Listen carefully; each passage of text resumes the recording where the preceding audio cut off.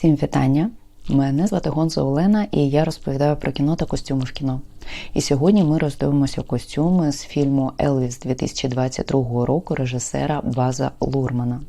Окрім того, ми роздивимося костюми ще й інших персонажів, окрім Елвіса Преслі у цьому фільмі. І я зверну вашу увагу на певні пасхалки, наприклад, на один із костюмів, що є референсом чудо-майстра, який народився у Києві і який згодом працював із Елвісом та розробив один з його культових образів. Але про все згодом. А щодо самого База Лурмана, то я нагадаю, що ви ще можете його знати по таких фільмах, як «Ромео плюс Джульєта» 1996 року, «Мулен Руж» 2001 року та вже знайомий нам «Великий Гетсбі» 2013 року. Але перш ніж почати, хочу вам нагадати ставити вподобайки та підписуватися, адже завдяки цьому це відео буде поширюватися, і таким чином ми зможемо з вами популяризувати україномовний контент. Художницею по костюмах цього фільму, як і фільмів, згаданих трошки раніше, є Кетрін Мартін за сумісництвом і дружина режисера База Лурмана. Над попередніми проектами вона працювала доволі скрупульозно, і, наприклад, кілька тижнів тому ми розглядали їх фільм «Великий Гетсбі», посилання на нього я прикріплю трошки вище. А тут Кетрін Мартін підійшла до проекту із точністю справжнього хірурга. І ці деталі ми просто зобов'язані розгледіти і розібрати сьогодні. Фільм іде майже 160 хвилин, і він розповідає стислу історію злету популярності Елвіса, якого грає Остін Батлер, у співпраці з його імпресаріо, полковником Томом Паркером, якого грає Том Хенкс. Сюжет охоплює 3 десятиліття життя короля рок-н-ролу. Все починається з того, що молодий незалежний співак у 1950-х роках знайомиться із своїм майбутнім продюсером, полковником Паркером. Вони починають співпрацю, але тільки відчувши смак слави та грошей, Елвіс змушений покинути сцену, покинути Мемфіс через 2-річну службу в армії. 60-ті роки підкреслені його ролями у голлівудських фільмах, а також початком сімейного життя з його улюбленою Прісцилою. А останнє десятиліття – це шоу у Вегасі, де ми бачимо Елвіса у культових комбінезонах та плащах. Як розповідала Мартін в одному з інтерв'ю, режисер фільму хотів, щоб сучасна аудиторія змогла перейнятися бунтарською натурою Елвіса Преслі.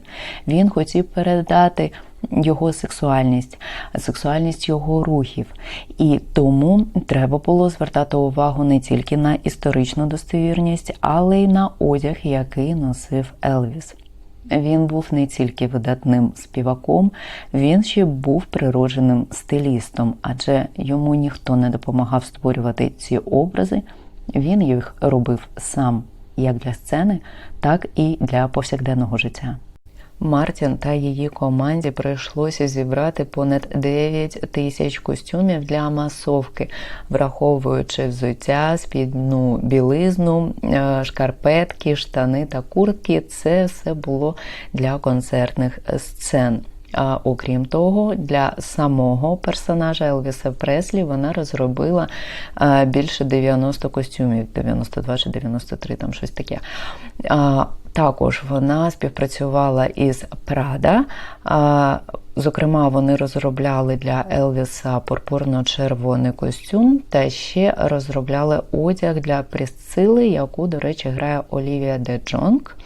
А також ще Мартін співпрацювала з компанією B&K Enterprises. Ця компанія розробляє оригінальні комбінезони, що стали візитною карткою самого Елвіса в останні роки його життя, коли він виступав із шоу в Лас-Вегасі. Над костюмами працювали дві окремі майстерні. Перша розробляла костюми для головних персонажів, а друга для статистів розробляла костюми. Іноді їм навіть доводилося працювати цілодобово, адже коли були сцени масові, потрібно було усіх одягнути у належний одяг. Також це був період, коли ще була пандемія, і тому вимоги до гігієни були особливі.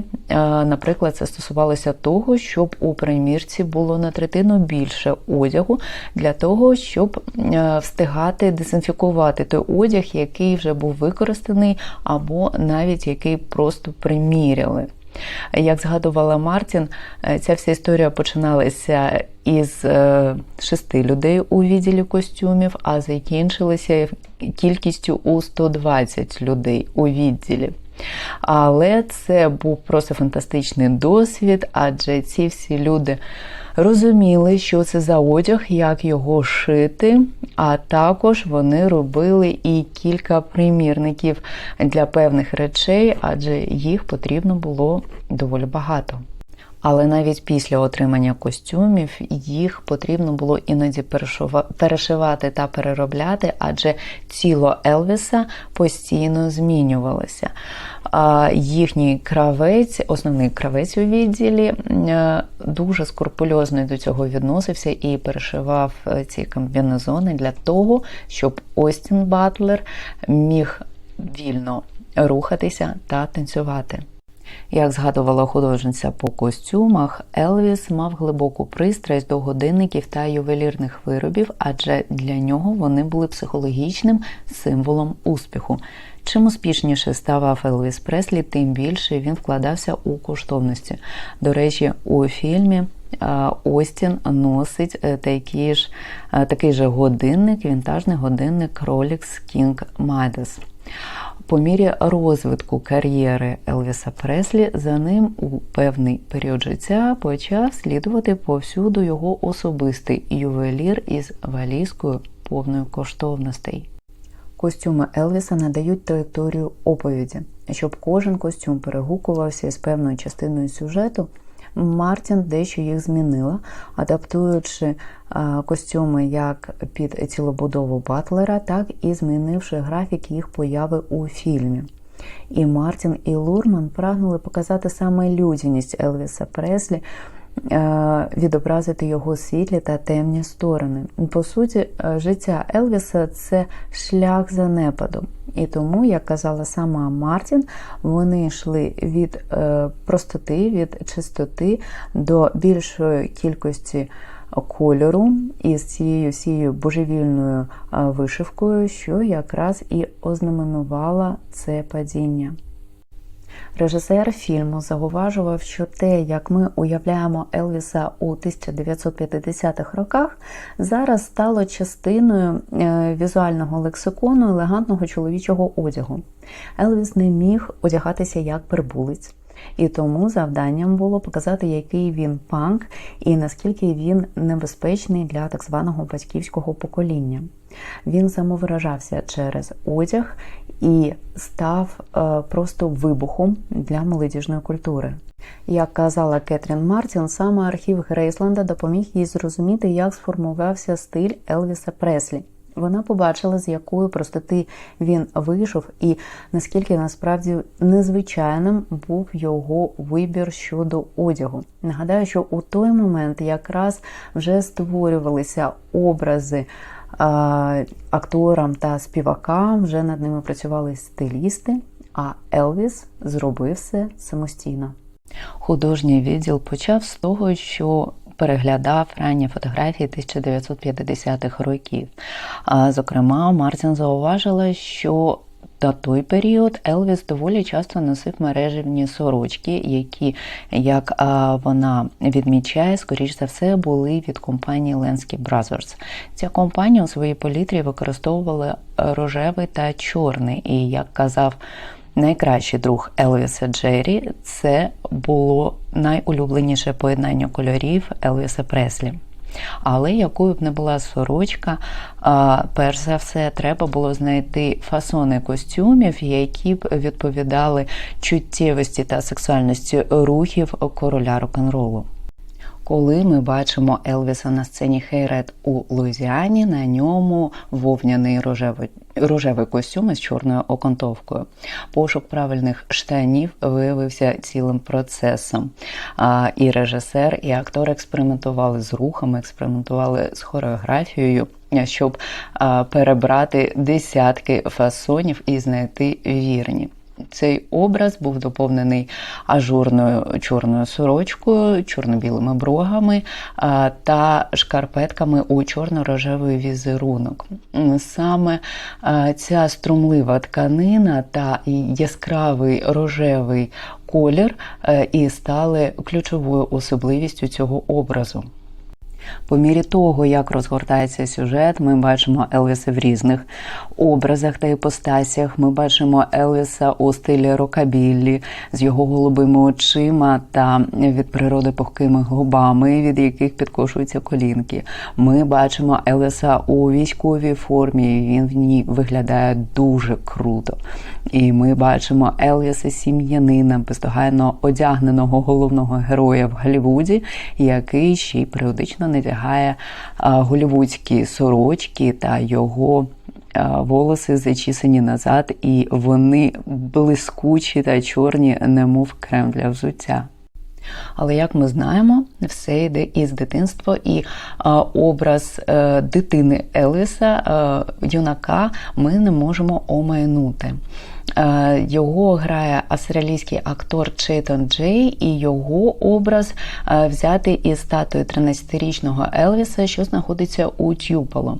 На ньому ми можемо бачити зношений комбінезон, стару сорочку і саморобну емблему блискавку, що відсилає нас до капітана Марвела молодшого, улюбленого комікс-героя самого Елвіса Преслі. Ця емблема, цей символ є на протязі сюжету всього фільму як інтерпретація зірки, що прагне досягти своєї скали вічності. Саме бажання досягнути слави та безсмертя, на думку режисера, і є основною інтерпретацією Елвіса у цьому фільмі. А ще Лурман казав, що ми можемо назвати Елвіса першим супергероєм. Він народився із праху. До речі, образ цього хлопчика Елвіса є доволі типовим образом для хлопців 1940-х років, виходців із робочого класу.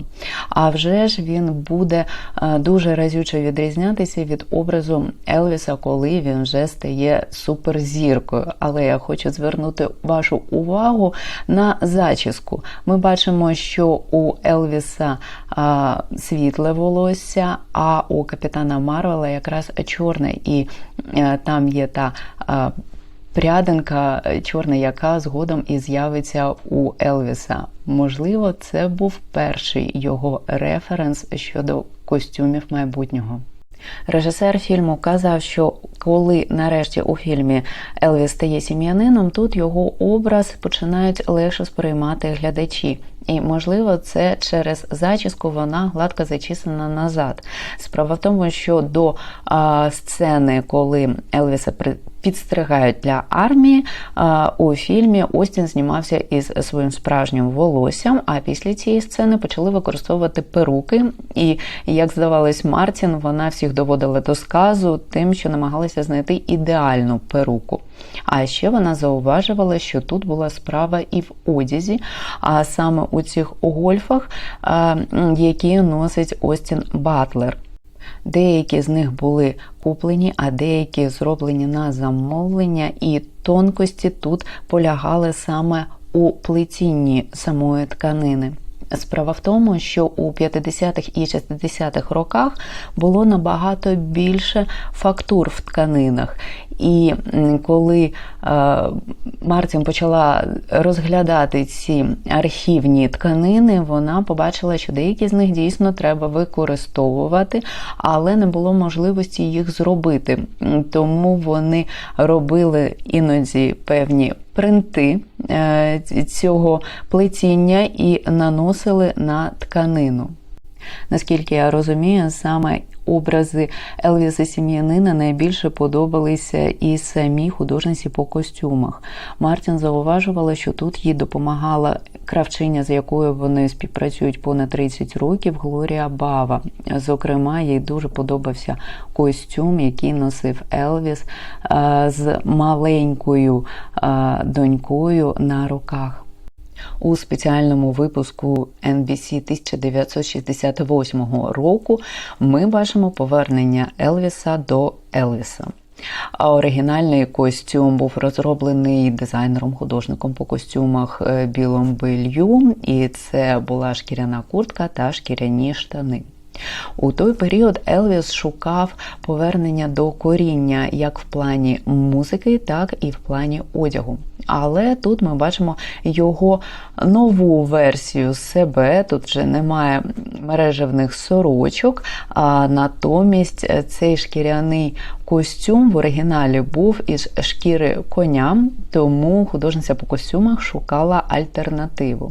І, до речі, вона зробила кілька екземплярів цього костюму.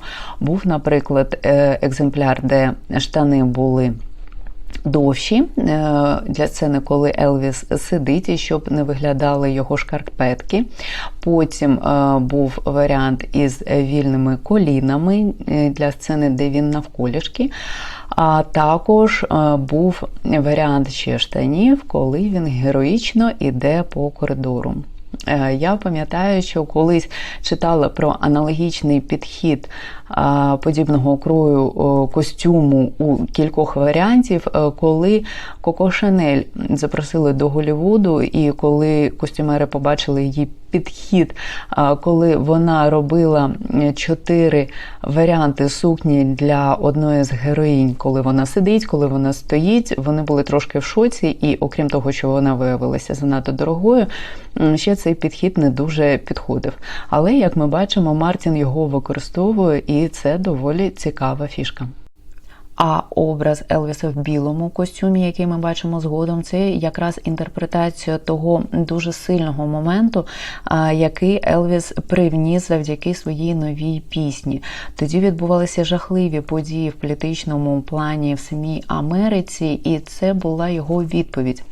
Як ми знаємо, він не був відкрито політично втягнений у якісь справи, він не робив якихось політичних заяв, але таким чином він закликав до миру, таким чином він якраз зміг зробити свій голос сильним, і тут ми маємо звернути на це увагу. А згодом з'являється версія Елвіса, яку якнайкраще знає увесь світ. Це версія Елвіс з шоу у Лас-Вегасі.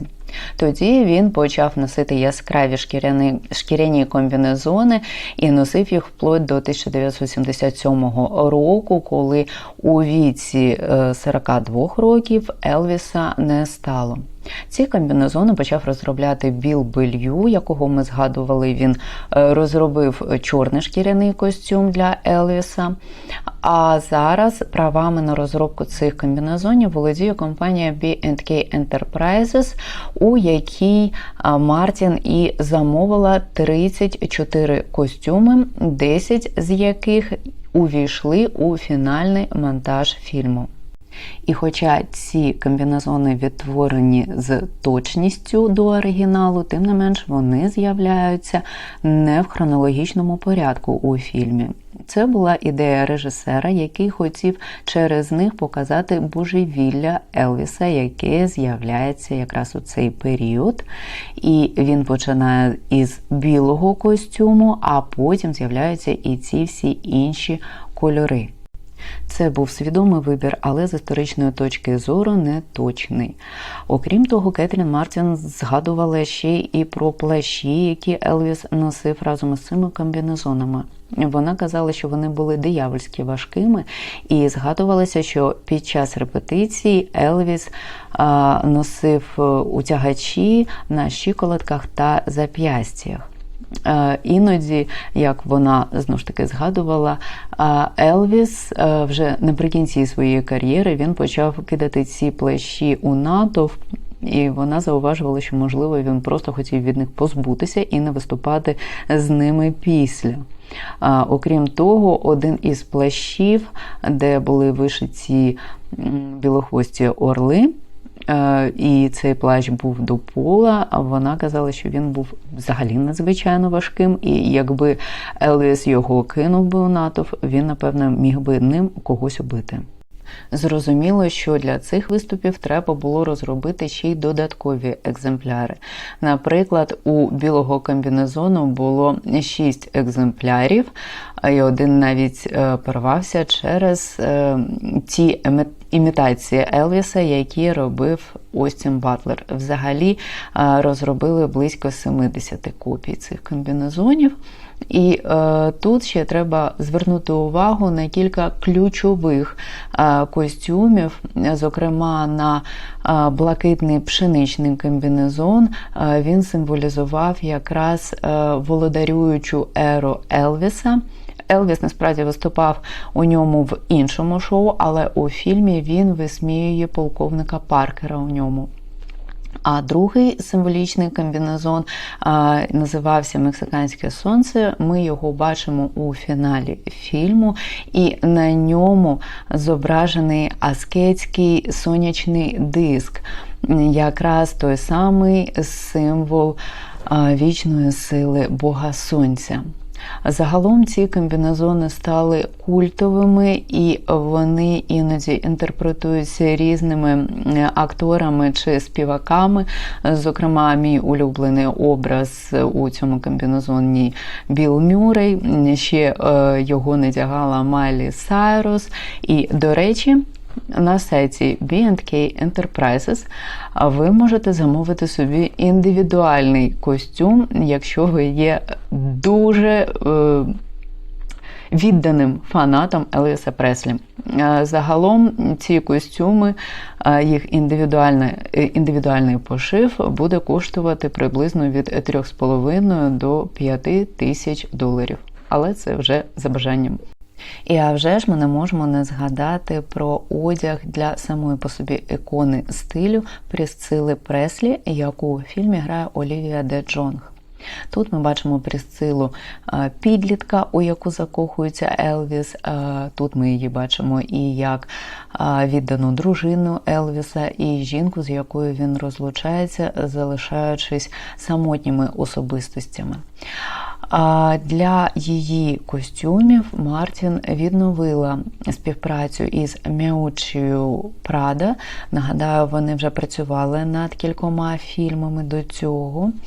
І для гардеробу Прісцили вона замовила одяг з архівів Прада, зокрема для сцен ранніх років спільного життя Прісцили та Елвіса.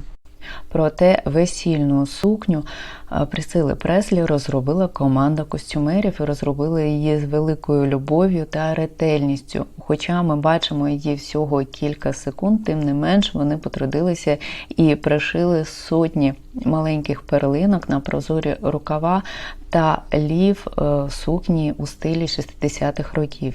Сама ж Прісцила Преслі розповідала британському Vogue, що її сукня була придбана в універмазі Вествуд, і вона не була екстравагантною, але вона була дуже гарною. До речі, у мене є ще на каналі епізод про фільм «Прісцила», знятий Софією Копполою. Посилання я прикріплю ось тут. Там сукню для Прісцили розробляла компанія Chanel. Якщо вам буде цікаво, перейдіть, подивіться і про цей фільм також. І ще один образ Прісцили, який якраз свідчить про майстерність того складу костюмерів, з якими співпрацювала Мартін.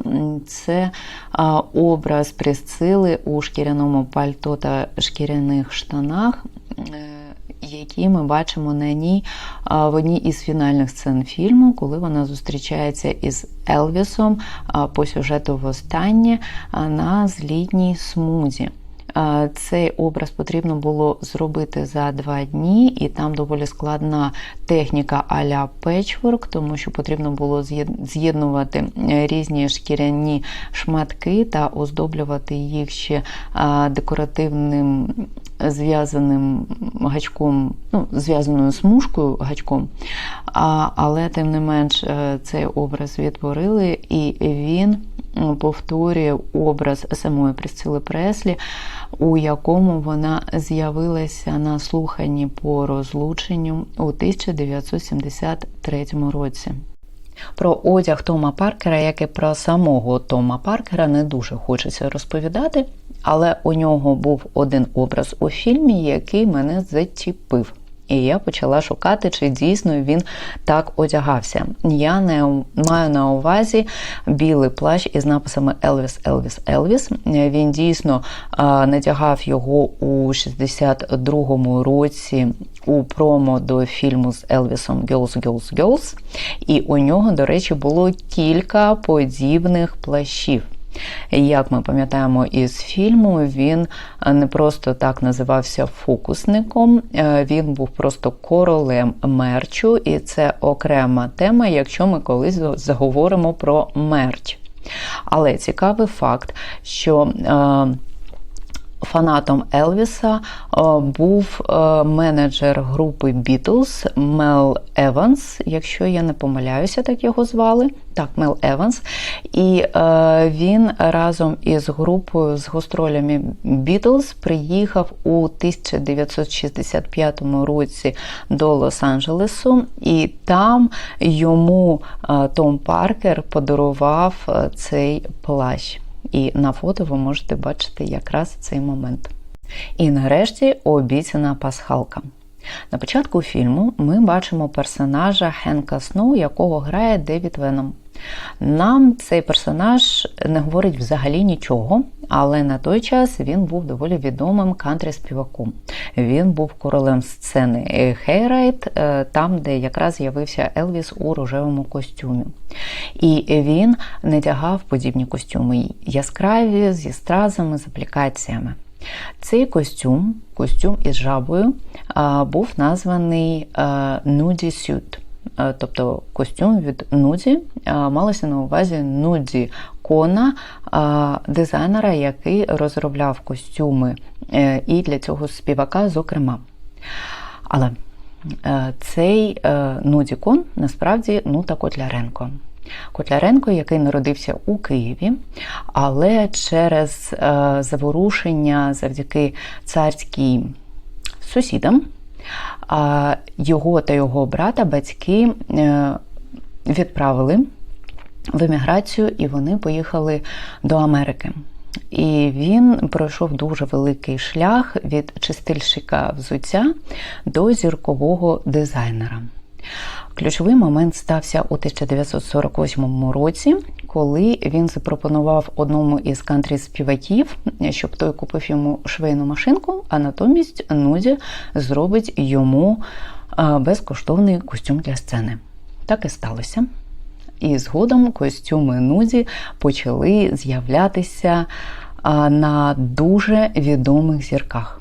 Його костюми почали носити такі, наприклад, особистості, як Шер, Долі Партон, Елтон Джон, Ролінг Стоунс.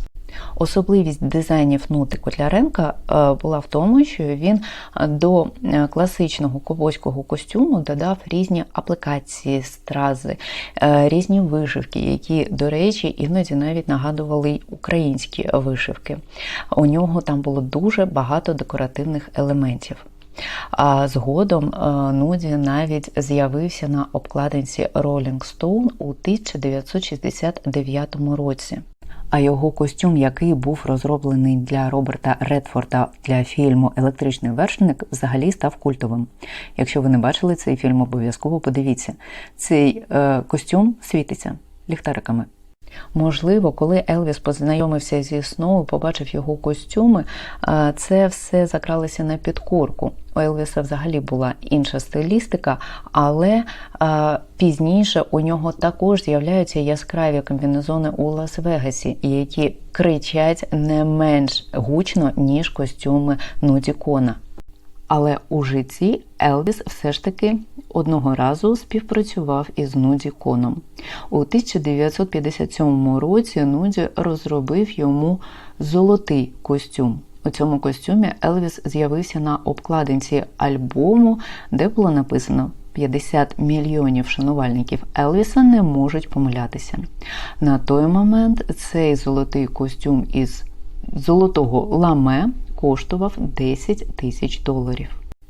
І ще, як мені здається, я просто мушу розповісти, як сам Остін Батлер готувався до цієї ролі. Ще до того, як фільм почав розроблятися, юному Остіну завжди казали, що він співає як Елвіс, і якщо буде можливість, йому обов'язково треба отримати цю роль і зіграти Елвіса в кіно. Він не сперечався. І коли з'явилася ця можливість, він пройшов проби, отримав цю роль і на 5 місяців відмовився від прослуховувань та зустрічей, зосередившись на всіх тих уроках по голосу, хореографії, на тому, щоб побачити весь відзнятий матеріал про Елвіса, щоб повністю погрузитися у цю роль. У 2020 році почалася розробка цього фільму. Остін переїхав до Австралії і разом з режисером почав працювати над своїм персонажем. Але ковід і Том Хенкс разом із своєю дружиною стали першими, хто відкрито сказав про те, що у них дійсно є ця хвороба. А тоді Баз Лурман почав сумніватися, що взагалі цей проект почнеться. Але Остін не сумнівався, він залишився в Австралії і постійно продовжував працювати над своєю роллю. Коли через 6 місяців зйомки відновилися, Том Хенкс подарував йому друкарську машинку. І вони почали писати одне одному листи від імені своїх персонажів. Наприклад, коли Том Хенкс дивився якийсь фільм з Елвісом, він починав друкувати Батлеру лист. «Хлопчику мій, я подивився твій новий фільм». І так далі. Навіть якщо були якісь претензії, вони одне одному писали ці листи. І Батлер казав, що він, а вже ж, їх зберіг. Окрім того, через певний час режисер фільму ще його познайомив із Присцилою Преслі. Для Батлера це була визначна подія. Він казав, що тоді він усвідомив, що ці очі цієї жінки бачили цього чоловіка, вони його кохали. І для нього розмова із Присцилою стала просто вибухом. Він казав, що майже не плакав після зустрічі із нею, він був просто у захваті. А сама Присцила обняла його і сказала: «Дякую, ти дуже мене підтримав». А згодом вона казала, що побачила у цьому фільмі справжнього Елвіса. Але після всієї цієї плідної роботи, що тривала роками, Батлер просто потрапив у кризовий стан та його навіть госпіталізували. На той момент він не бачив мети, він був просто виснажений, і Баз Лурман, і Том Хенкс дуже почали переживати за нього. І якось на вечері на День подяки Том Хенкс згадав про серіал, у якому він є співпродюсером разом із Стівеном Спілбергом, та запропонував Остіну знятися у ньому. Це серіал для Apple «Володарі повітря», і якраз після зйомок фільму «Елвіс» Остін Батлер вирушив до Лондону, щоб почати зйомки. Це, як він казав, були найкращі ліки. Що ж, напевно, про цей фільм сьогодні все. Але мушу сказати, що під час пошуку інформації я знайшла дуже багато всього про одяг Елвіса, про майстрів, з якими він співпрацював. І, напевно, якщо колись я зберуся робити рубрику «Ікони стилю» про чоловіка, це буде Елвіс Преслі. А поки дякую вам, що ви були зі мною, дякую, що підписуєтеся та залишаєтеся, для мене це дуже цінно. І наступного тижня ми знов роздивимося щось цікавеньке, тож залишайтеся. Дякую!